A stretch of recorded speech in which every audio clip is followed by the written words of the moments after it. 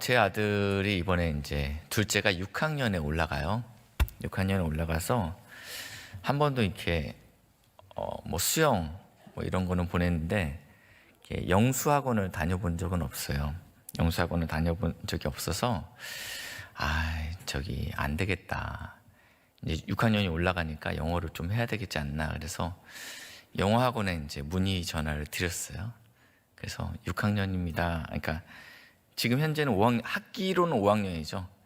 예, 그러니까 이제 교회에서는 6학년인데 아직 초등학교는 이제 아직 5학년이니까 5학년이에요, 선생님.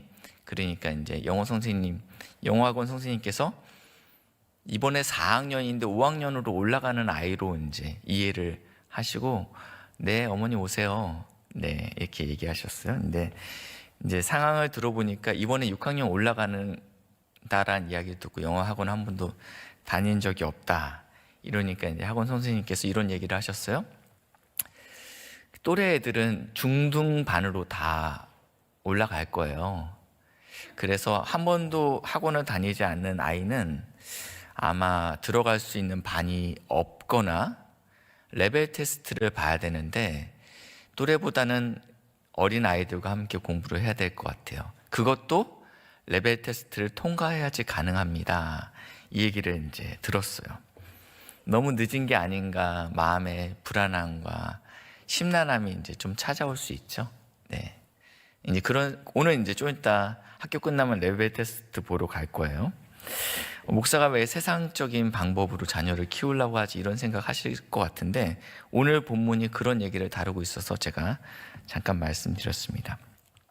저희가 읽었던 창세기 4장 16절에 보니까 이 가인이 등장합니다. 우리 가인은 너무 잘 아시죠? 어떻게 표현하고 있냐면 여호와 앞을 떠났다라고 표현하고 있습니다. 그의 동생을 죽이고 여호와 앞을 떠나게 됐습니다. 그래서 에덴 동쪽 놋 땅에 거주하더니 이 가인의 아들이 누구냐면 에녹입니다. 그러니까 이 에녹은 3대죠. 3대. 아담으로부터 3대죠. 그래서 아들의 이름을 따서 에녹성을 지었다. 그러면서 4대가 나오고 5대가 나오고 6대가 나오고 7대가 등장하는데 오늘 7대가 그 주인공입니다. 라멕이 7대입니다. 아담으로부터 7대입니다. 라멕이 두 아내를 맞이하였으니, 그러니까 성경에 최초로 아내가 2명이었던 사람이 이 라멕입니다. 벌써 불길해요, 그렇죠? 예, 느낌이 쎄하잖아요. 네, 나쁜 놈 이렇게 생각할 수 있어요. 예, 여호와 앞을 떠났더니 이런 나쁜 결과가 있구나. 이 라멕의 아내가 2명이었어요. 하나의 이름은 아다요, 하나의 이름은 실라였더라. 이 두 아내의 이름을 친절하게 잘 기록해놨죠. 20절에 보니까 첫 번째 부인 아다는 야발을 낳았다. 그래서 이 야발이 어떤 사람인지 잘 나와 있는데 가축을 치는 사람의 조상이었더라. 이렇게 표현하고 있어요. 가축. 예. 가축을 쳤다 이렇게 얘기하고 있습니다. 조상이래요. 그러니까 조상이라는 의미는 첫 번째 사람일 수도 있겠지만 그 업적에 굉장한 능력을 발휘했던 사람을 우리가 조상이라고도 얘기합니다. 우리가 곤충의 아버지, 그러면 이제 저는 어렸을 때 그게 강렬해서 파브루, 뭐 이렇게 기억이 나는 사람, 음악의 아버지, 뭐 이렇게 어떤 거의 아버지는 그 일을 첫 번째 한 사람도 아버지일 수 있겠지만 조상일 수도 있겠지만 그 분야에서는 남들이 따라올 수 없는 놀라운 업적을 나타낸 사람 우리가 조상이라고도 표현합니다. 사실은 여기서 말하는 이 조상은요, 첫 번째를 말하는 것보다는 후자에 더 가깝습니다. 왜냐하면 가인의 아우였던, 가인이 돌로 쳐서 죽였던 이 아벨이 양을 치는 목자였습니다. 여러분 기억하시죠? 예, 자기가 키우던 양으로 하나님께 제물을 드렸던 사람이니까 이미 가축을 키우고 있었습니다. 그러니까 바다로 표현하면 양식에 성공한 케이스가 이미 있었다라는 겁니다. 그러면 조상이라는 표현은 첫 번째 사람이라기는 보다는 훨씬 더 이 가축을 치는 데 있어서 뛰어난 업적, 체계화를 이뤘고 규모화를 이룬 사람이 바로 오늘 나와 있던 이 라멕의 첫째 아들 야발이라는 것입니다. 여러분, 가축을 집에서 키우기 시작하면 어떠한 일이 발생하냐면 먹고 싶을 때 언제든지 고기를 먹을 수 있는 일이 발생합니다.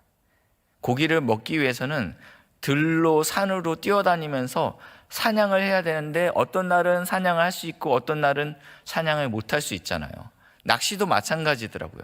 해보니까 여기가 낚시가 잘 된다고 해서 막 쫓아가서 몇 번 해보지는 않았지만 밤새도록 던져도 한 마리도 못 낚을 때가 있어요. 그때 하나님께서 저한테 주신 마음이 베드로의 마음을 느껴보라고 이러시는 건가? 아니에요. 그냥 그럴 때가 있고 못 낚을 때가 있는 거예요. 근데 양식은 어떻습니까? 원할 때 언제든지 그 원하는 고기를 먹을 수 있게 돼요. 마찬가지로 가축을 한다라는 것은 그런 의미죠. 네, 언제든지 내가 원할 때 고기를 먹을 수 있다는 것입니다. 안정적인 식량이 보급될 수 있고 또 대량 생산도 가능하다는 거죠. 그러니까 이 야발은 굉장한 부를 가졌겠죠. 남들이 이루지 못한 어떤 제도를 갖추고 그리고 능률을 추구했겠죠. 그렇기 때문에 야발은 굉장한 또 부의 상징이 됐습니다. 아니, 이 라멕 아내를 2명 만나고 하나님 앞에서 떠난 후손들이 지금 첫 번째 아들이 굉장히 케이스가 좋습니다. 두 번째 아들은 유발입니다. 유발은 수금을 타고 퉁소를 부는 사람의 조상이 되었다라고 얘기하고 있습니다.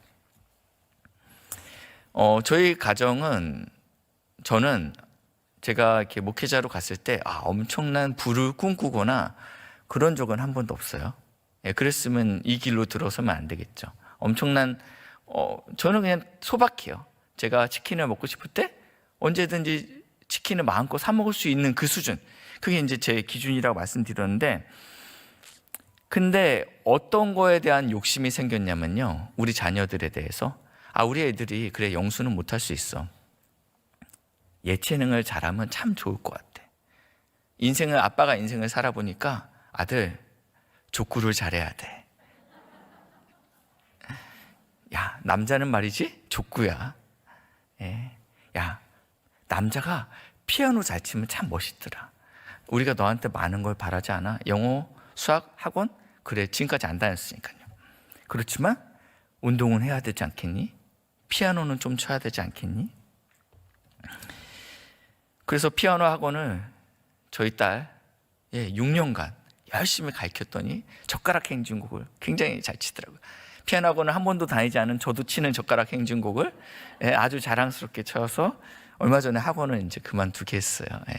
그래서 너는 안 되겠다, 넌 드럼이다. 그래서 드럼 학원을 이제 다닌 지 한 달 됐는데 어떻게 될지 모르겠어요. 이런 1차원적인 수준의 그런 게 아니에요.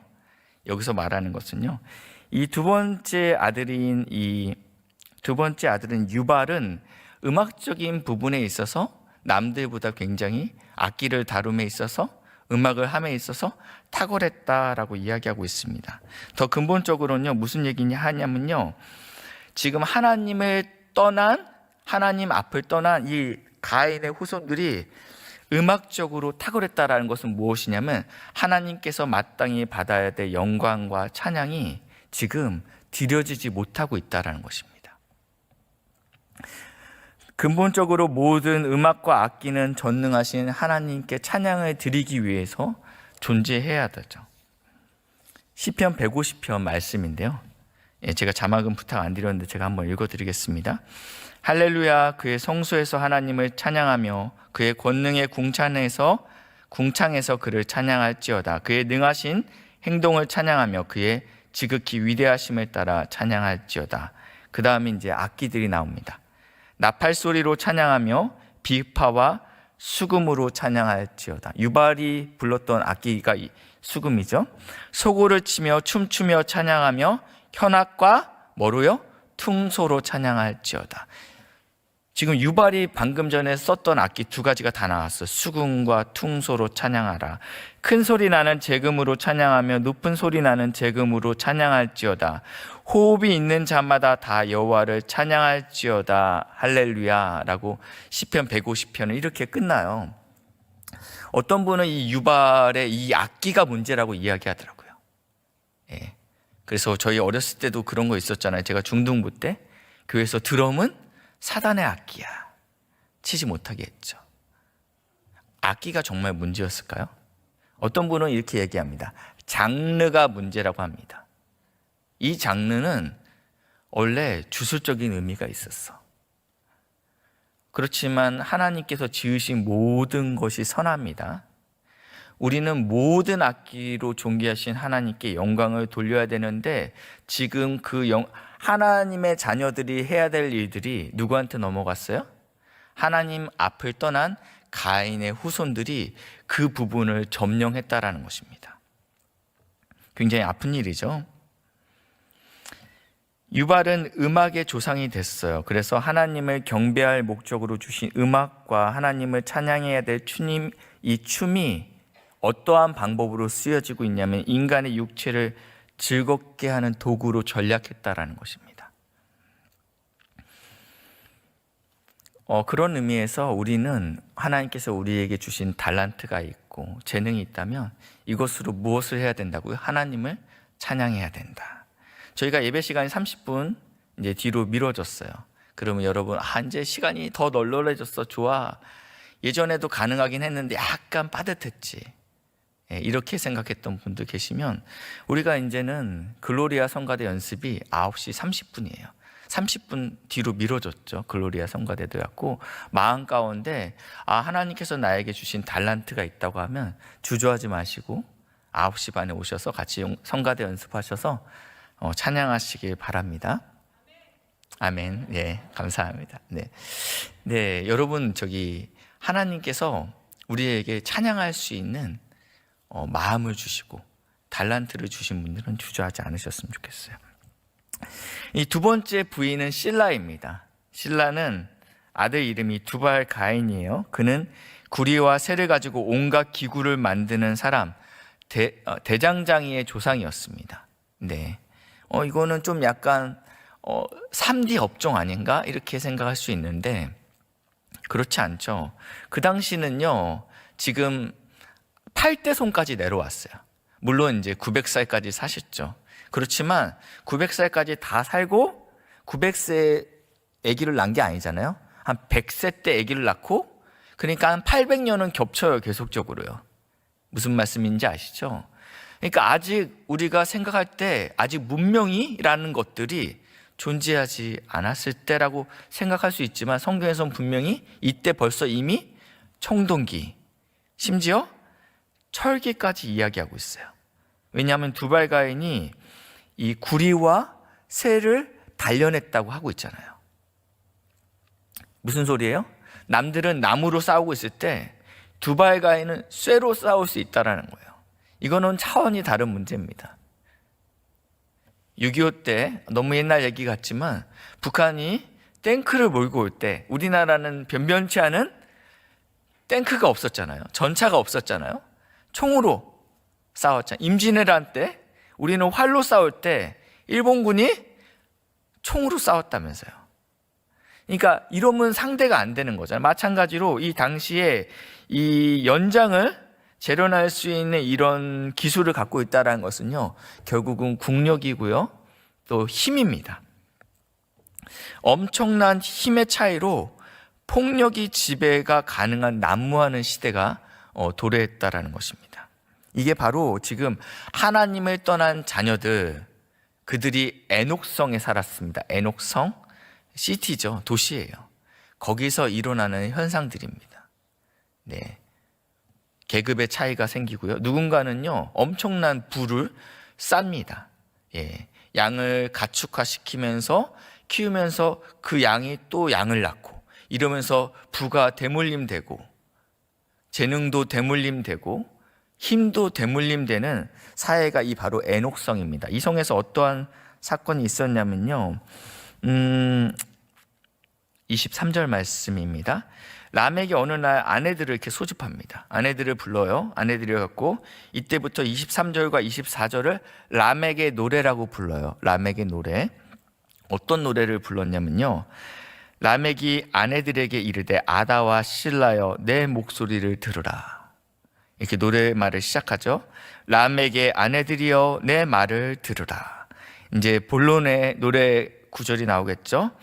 나의 상처로 말미암아 내가 사람을 죽였고 나의 상함으로 말미암아 소년을 죽였도다. 이 후렴구입니다. 가인을 위하여는 벌이 7배일진데 라멕을 위하여서는 벌이 77배이로다 하였더라. 이게 지금 노래 구절이에요. 이게 지금 자랑할 거리는 아니잖아요. 어느 날 지나가다가 한 청년이, 에녹성에 사는 한 청년이 이 라멕의 발을 지그시 밟고 지나갔어요. 죄송합니다. 성주님, 죄송합니다. 죄송함은 다야? 77배로 너는 벌을 받아야 돼. 그래서 어떻게 했대요? 죽였대요. 이게 지금 어느 하나님을 떠난 가인의 후손들 안에서 나타나는 현상들이라는 거예요. 힘이 있고 계급이 생기고 마땅히 영광받아야 될 하나님께 올려드려야 될 찬양이 지금 자신의 힘을 과시하는 용도로 쓰여지는 게 라멕의 노래라는 것입니다. 하나님 앞을 떠난 후손들이 세상적으로는 굉장히 부족함이 없어 보입니다. 그렇다면 이제 하나님 앞에 머무는 이 아담의 후손, 셋의 후손들은 어떤 업적을 이루었는지 창세기 5장 3절부터 한번 잠깐 보시겠습니다. 자막 없습니다. 아담은 130세에 자기의 모양 곧 자기의 형상과 같은 아들을 낳아 그의 이름을 셋이라 하였고, 얘도 2세대죠. 이제 셋이 3세대를 낳습니다. 셋을 낳은 후 800년을 지나며 자녀들을 낳고 그는 930세를 살고 죽었더라. 아직 특별히 뭘 했는지 이야기가 안 나와요. 그리고 6절, 셋은 105세 에노스를 낳았고 에노스를 낳은 후에 807년을 지내며 자녀를 낳았으며, 이제 뭐가 나와야 되겠죠? 그는 912세를 살고 죽었더라. 뒤에 가도 안 나와요. 그냥 낳고 죽었다, 낳고 죽었다. 여러분의 성경은 혹시 이렇게 써 있어요? 하나님의 자녀들은 IT 업계의 조상이 되었더라, 뭐 이런 얘기 안 써 있잖아요. 우리도 하나님의 자녀들도 뭔가 좀 잘 되는 게 있어야 되잖아요. 저쪽이 음악도 가져가고 부도 가져가고 힘도 가져갔으면 하나님 앞에 있는 우리는 그럼 다른 조상이라도 돼야 되잖아요.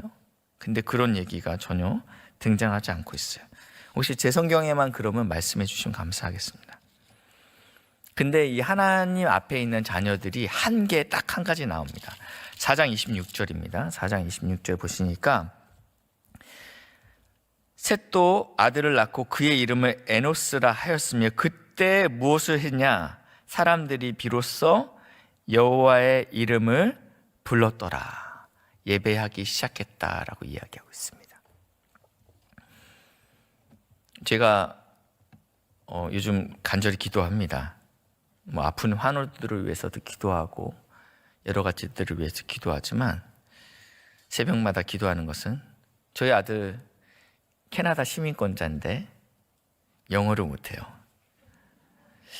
레벨 테스트 떨어지는 것 때문에 우리 아들이 실망하면 어떡할까? 그래서 우리 아들을 받아줄 수 있는 학원이 없으면 어떡할까? 이거 걱정 안 해요. 걱정을 하겠죠. 약간 안 한다고 하면 거짓말이고 하겠죠. 근데 그게 제 기도 제목은 아니에요. 진짜 걱정은 사랑하는 내 자녀들이 예수를 못 만날까 봐, 주님의 이름을 부르지 않을까 봐 그게 걱정이에요. 목사 자식인데 당연히 꼭 그렇지는 않아요. 공부를 못해서 걱정입니까? 더 큰 걱정은 무엇이냐면 예수를 만나지 못하는 것 때문에 우리가 걱정이 돼야 돼요. 자녀의 인생에 보면 소망이 안 보이십니까? 근데 더 불행한 것은 우리 자녀가 예수를 만나지 못하면 그게 더 소망이 없는 거죠. 우리 자녀가 이쁘십니까? 근데 진짜 우리 안에 고민해야 될 것은 진짜 사랑하는 내 이쁜 자녀가 예수를 만나야 된다는 것입니다. 능력이 있어요? 근데 예수를 안 만나면 의미가 없다라는 거예요. 하나님은요, 5장에는요 이 하나님의 후손들에 대한 족보를 기록했어요. 족보는 굉장히 귀한 거죠. 족보는 하나님의 족보 안에 들어간 사람들이 어떠한 것들에 무엇을 했느냐, 어떠한 업적을 이루었느냐가 그리 하나님한테는 중요하지 않아요. 하나님한테 중요한 건 한 가지가 있는데, 얘가 내 이름을 부르느냐, 얘가 나한테 예배하느냐, 이게 중요하다라는 것입니다. 사랑하는 우리 귀한 믿음의 어머님들, 기도하시죠. 내 자녀가 공부 잘하게, 좋은 대학 가게, 좋은 직장 만나게. 근데 그것보다 더 중요한 게 있다라는 거죠. 예수 이름 부르는 자로, 고난 가운데 예수 이름 부르는 자로 설 수 있도록 은혜를 부어달라고 기도하실 거라고 믿습니다.